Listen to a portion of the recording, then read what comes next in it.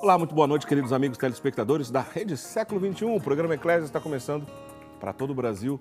Fazemos o programa aqui, estamos no programa diretamente aqui nos nossos estúdios da Rede Século XXI, que fica em Valinhos, na região de Campinas, no interior de São Paulo. Nós, neste momento, que é o programa Eclésia, conversamos sobre um assunto relacionado à fé católica, é um programa de catequese. Eu sou o diácono Eric Módulo e toda terça-feira, nesse horário, então, estamos aqui para falar sobre isso, sobre a história da igreja, catequese, algo relacionado à doutrina católica. O Padre Guido Montinelli, nosso principal comentarista, está aqui ao meu lado. Boa noite, Padre Guido. Boa noite, diácono Eric. Boa noite, prezados amigos telespectadores. Estamos já no mês de agosto, o mês dedicado ao estudo, apreciação e valorização de todas as vocações.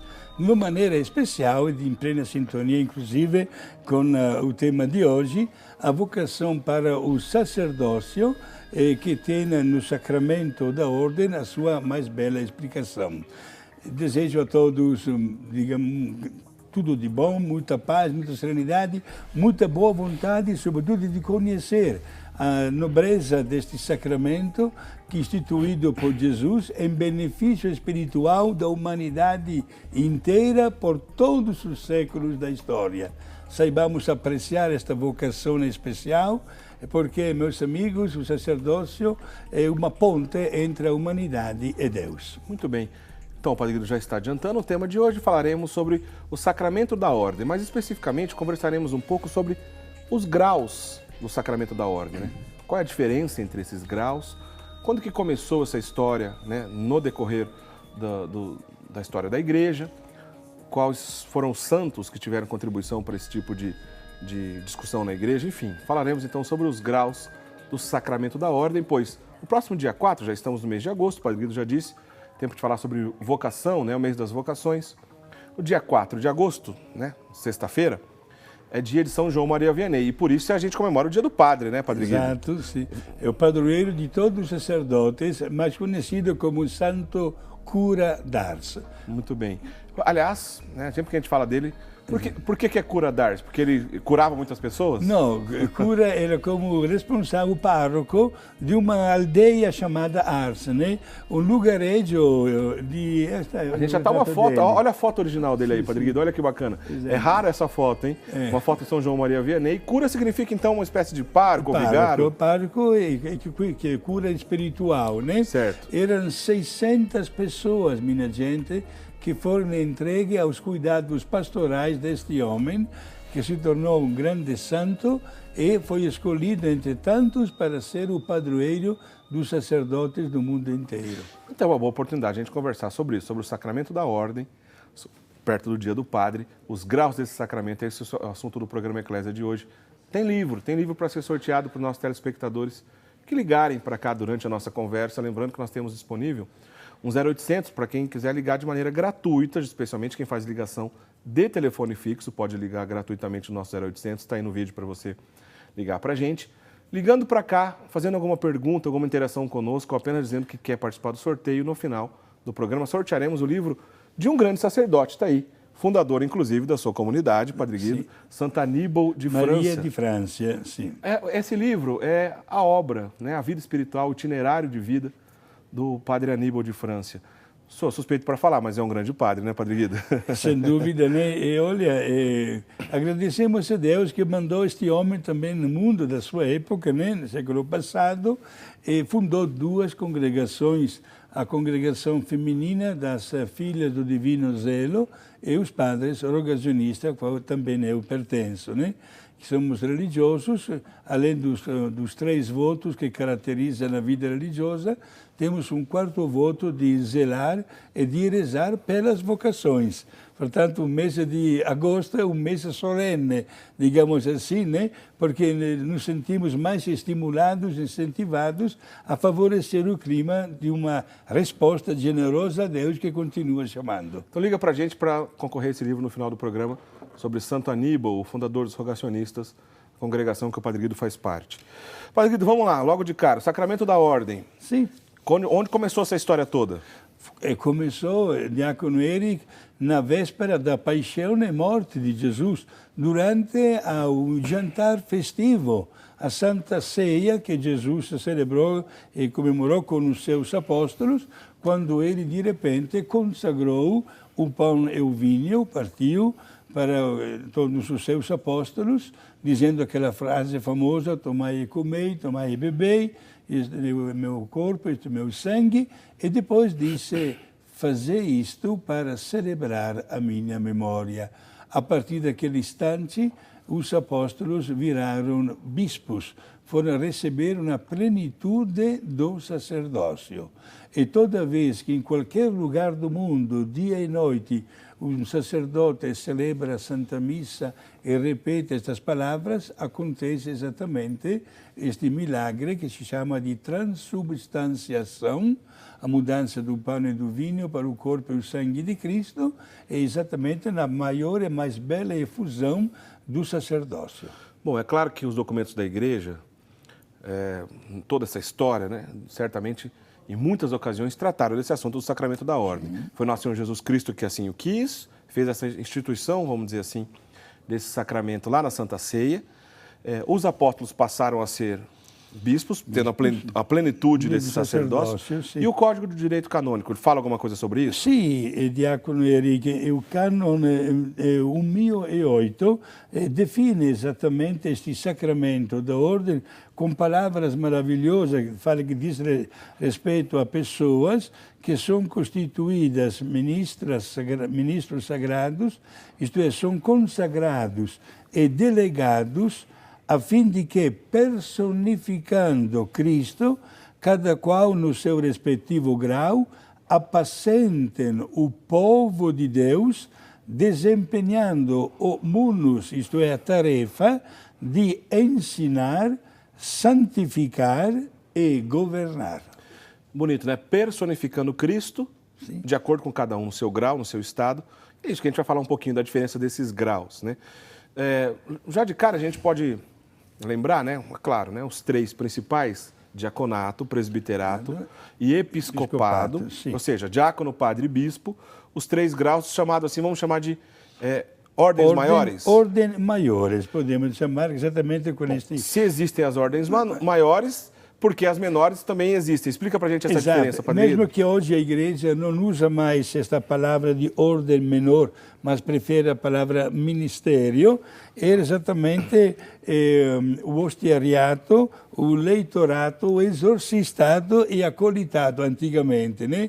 Depois teve uma reforma na vida da parte da liturgia também, na caminhada do jovem rumo ao sacerdócio, e ficou somente o ministério, o ordem menor, né, do leitorato e do acolitato. Quer dizer, essas ordens menores, Padre Guido, era uma espécie de preparação do caminho do seminarista até chegar a ser padre? Sim, a minha turma estudava lá na Itália, eu sou padre desde 1973, foi a última que recebeu todas as ordens menores também. Eram 7 ordens menores, o senhor falou acho que de 4 aí, mas tinha mais... Tinha também, tinha o tonsurato, né? A tonsura, que é a primeira consagração a Deus, vamos chamar assim. Sim, o corte dos cabelos também, como símbolo externo, né?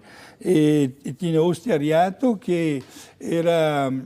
o jovem recebia a chave da igreja, o poder de abrir e de fechar a igreja, olha a delicadeza e a seriedade também daquela ordem menor, né? E o exorcistado também, né? Veja bem, para ser exorcista não é necessário a consagração sacerdotal. Isso antigamente? Antigamente. Antes do Concílio Vaticano II. Sim, depois teve uma reforma e o exorcista de direito é o bispo, que pode nomear alguns sacerdotes da sua diocese, né? Mas é o bispo, o exorcista de direito, né? E, bom, eram estas ordens... O Padre Guido, e chegava até o subdiaconato, era uma ordem menor, a última delas, né? Sim, como o diácono, o senhor acenou antes, né? as ordens maiores, diaconato, sacerdócio e episcopato. Mas o diaconato era precedido por um subdiaconato, que também agora não se faz mais, né? Mas isso não cria um problema, né, diante dos graus do sacerdócio. Só lembrando, o Padre Guido está dizendo aqui de maneira geral, né? No rito latino, como ele estava explicando, hoje existe o costume, por exemplo, um candidato recebe o leitorato, né, e recebe o acolitato, e depois já vai direto ser ordenado diácono. O atual costume é assim, mas há exceções. Algumas exceções. Primeiro, nos ritos orientais, que mantém o costume das ordens menores, e mesmo, a gente vai falar em outra oportunidade disso, já está fazendo 10 anos do documento Summorum Pontificum, sim, que o Papa Bento XVI, né, restaurou o costume antigo para quem quisesse na igreja celebrar no rito antigo, por exemplo, tanto a missa, e esse tipo de coisa também, porque se restaurou todo esse costume antigo, quer dizer, quem lida com esses assuntos do costume antigo, do rito extraordinário latino, pode também até hoje usar essas ordens menores, não pode? Não tem problema, não foram abolidos, né? Se tornaram como opcionais, digamos. Certo. Sim, na verdade, no costume prático não se usa mais fazer, mas também há tantas ordens, como o senhor acenou, que mantém por antiga tradição, continuam mantendo até hoje este estilo de preparação. Inclusive, vou dizer uma coisa, até como uma grata recordação. A cada ordem menor que se recebia, digamos a verdade, a gente sentia um verdadeiro fervor renovado, porque era mais um degrau que a gente estava subindo nesta escada que nos levava depois ao sacerdócio. O senhor foi ordenado diácono em que ano? Em 1972. Se não me engano, foi esse ano mesmo, foi o último ano que manteve o costume do sub. Foi. Quer dizer, o senhor foi a última turma de subdiáconos. Exato, que assinei há poucos instantes, exatamente querendo justificar isso. Foi a última turma. Acabei recebendo todas as ordens menores, e depois também as maiores, menos o episcopato, né? Pois é. Então, olha só, em 1972, mais ou menos, quando mudou esse costume, o Padre Guido ainda recebeu esse antigo costume do subdiaconato. Bom, eu sempre digo aqui, né? Eu faço parte de uma paróquia maronita, portanto, uma paróquia católica de rito oriental, católica apostólica romana, em comunhão com o Papa Francisco. Sou católico, né? Porém, do costume maronita. Lá mantém o costume de receber o subdiaconato. Então, eu, antes de ser ordenado diácono, também recebi o subdiaconato. Eu recebi, mas é por um costume diferente, como estava explicando aqui do Padre Guido. Há essas exceções na igreja, mas de maneira geral, no rito latino, manteve-se então as duas ordens menores, leitorato e acolitato, e depois já vai direto para o diaconato. Padre Guido, dá para dizer que o sacramento da ordem é uma vocação comum ou é uma vocação especial? Diácono, vocação especial, né? A vocação comum nós identificamos com aquela mais comum, que é exatamente para o matrimônio, que diante de Deus não é um contrato, mas é um sacramento abençoado diretamente por Deus, né? É quando uma pessoa forma a família. Agora, das vocações especiais, nós destacamos duas: a vocação para o sacerdócio e a vocação para a vida religiosa. Certo. Ao passo que a vocação para a família, como também a vocação para, digamos assim, ser um agente de pastoral, um leigo a serviço da igreja, sobretudo como catequista, são vocações, claro, muito bem abençoadas, mas não são especiais, são as vocações mais comuns. Certo. Bom, já que a gente vai falar dos graus da ordem, né? A gente está conversando sobre justamente essa diferença dos graus. O senhor já explicou a do costume antigo, que ainda não foi abolido, existe na igreja em algumas ocasiões das ordens menores. Mas os 3 graus, Padre Guido, quando Jesus, como o senhor disse lá no começo aqui do programa, direto com os apóstolos ali, instituiu, né, a Sagrada Eucaristia, né? Ordenou como bispo esses nossos apóstolos. Sim. No decorrer da missão desses apóstolos, começaram a aparecer alguns desafios. Foi aí que, vamos dizer assim, surgiram essas divisões nesse sacramento da ordem? Perfeito, diácono Eric. Todos nós temos a Bíblia, onde temos os Atos dos Apóstolos, certo? O livro de autoria de São Lucas, no capítulo 5, encontramos uma página belíssima, prezados amigos telespectadores. Os apóstolos se olhavam na cara e se faziam uma pergunta diante da qual não sabiam responder. Qual? Como conciliar a ordem de Jesus, que havia enviado os apóstolos no mundo inteiro para evangelizar, quando em prática os apóstolos não conseguiam sair da cidade de Jerusalém. Certo. Porque a cada dia havia um fenômeno estrondoso, né, e muito positivo, conversões, gente que pedia receber o batismo, se formavam as primeiras comunidades cristãs, aumentava o pedido de conhecimento a respeito da pessoa de Jesus, etc. O fenômeno, e graças ao Divino Espírito Santo, nesta sua estupenda, maravilhosa, digamos, manifestação. Né? Agora, minha gente, foi aí que após ter pedido muito com a oração, acharam por bem os apóstolos escolher 7 pessoas que chamaram de diáconos. Diácono significa servidor, aos quais os apóstolos impuseram nas mãos sinal da transmissão, né, do Divino Espírito Santo, e encarregaram estes 7 para cuidar, né, das comunidades, primeiras comunidades cristãs que estavam se formando, permitindo ao mesmo tempo aos apóstolos de sair de Jerusalém, de evangelizar a região ao redor de Jerusalém, que é a Judeia. Depois subiram para a Samaria, subiram mais ainda para a Galileia, para depois ir para, era chamada de Ásia Menor, atual Turquia. Né? Alguém poderia perguntar, padre, por que foram todos para o norte, não foram para o sul? Porque só sair da cidade de Jerusalém que nós entramos no deserto. Certo? A próxima cidade mais próxima é a várias dezenas de quilômetros, temos Jericó, em pleno deserto, né? Portanto, eles foram evangelizando as pessoas e, graças a Deus, não somente foram bem-sucedidos, mas, como nós vamos ver daqui a pouco, enfrentaram mais desafios para que o nome de Cristo fosse cada vez mais conhecido. Quer dizer, então, Padre Guido, a gente pode afirmar assim que a figura do bispo e a figura do diácono, na ordem cronológica, acabaram aparecendo antes ainda da figura do presbítero? Sim, exato. Está registrado do ponto de vista cronológico. Primeiro foram ordenados os diáconos, digamos assim, né? E depois os bispos. Boa a sua pergunta, porque Jesus, meus amigos, não deixou escrito nada e menos ainda assinado nenhum documento.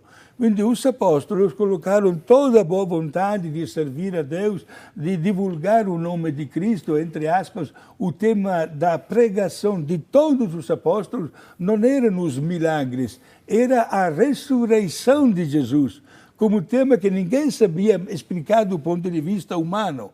E muita gente acabava recebendo o batismo diante da vitória de Cristo sobre a mesma morte. Foi aí, num segundo momento, que os apóstolos, que eram bispos, acharam por bem formar uma assessoria, digamos assim, de pessoas que era chamado de Colégio dos Anciãos. Um pouquinho devido à idade, à experiência e à seriedade também da vida, e que exatamente depois adquiriram o nome de sacerdotes. Interessante, Padre Guido. Bom, a gente vai para o primeiro intervalo, pois o primeiro bloco já acabou.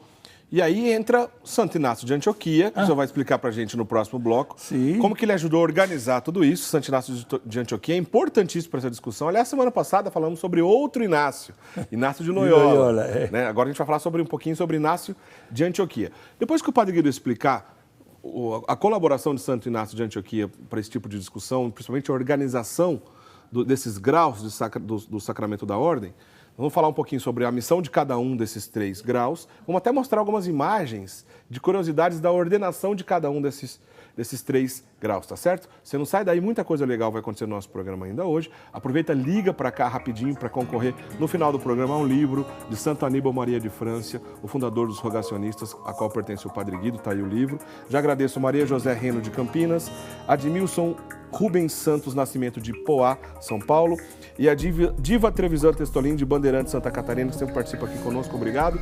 Vamos para o intervalo. Já já a gente volta então para conversar um pouco mais sobre o sacramento da ordem. A gente volta já já. Sai daí.